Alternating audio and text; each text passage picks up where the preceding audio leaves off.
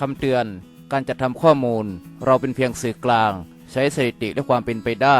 โปรดใช้วิจารณญาณในการรับชมใช้เพื่อเป็นแนวทางในการเสี่ยงโชคสนับสนุนให้ซื้อสลากกินแบ่งรัฐบาลเท่านั้นสวัสดีครับเพื่อนๆท่านผู้ชมที่รักทุกท่านครับยินดีต้อนรับสุเดชชาแนลมาแล้วสดๆร้อนๆเลขเจ้าพายุงวด16มีนาคม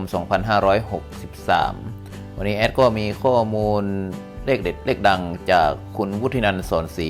หรือเจ้าพายุนะครับไปดูกันเลยครับคุณวุฒินันท์สอนศรีก็เป็นอีกท่านหนึ่งนะครับที่ให้เลขเด็ดเลขดังมาเป็นประจำทุกงวดนะครับ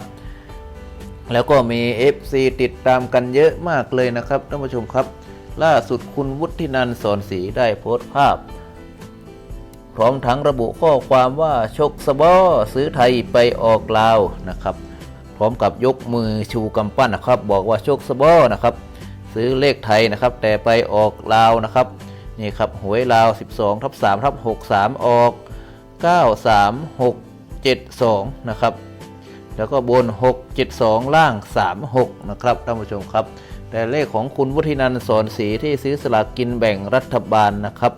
บอกว่าซื้อไปแล้วแต่ไปออกลาวนะครับแต่งวดวันที่16มีนาคม2563ที่จะถึงนี้ก็อาจจะถูกรางวัลใหญ่ก็เป็นได้นะครับท่านผู้ชมครับนี่ครับลอตเตอรี่ที่คุณวุฒินันท์สอนศรีได้ซื้อมานะครับ16มีนา2563นะครับได้แก่หมายเลข095536นะครับท่านผู้ชมครับ36ก็ไปออกที่หวยลาวนะครับล่างนะครับไม่แน่ครับอาจจะเป็นรางวัลที่1ก็ได้นะครับคุณวุฒินันท์สอนศรีครับ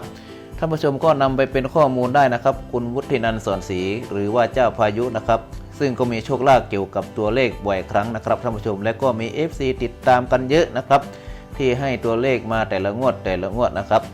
งวดนี้ก็เป็นแนวทางนะครับท่านผู้ชมครับ16มีนาคม2563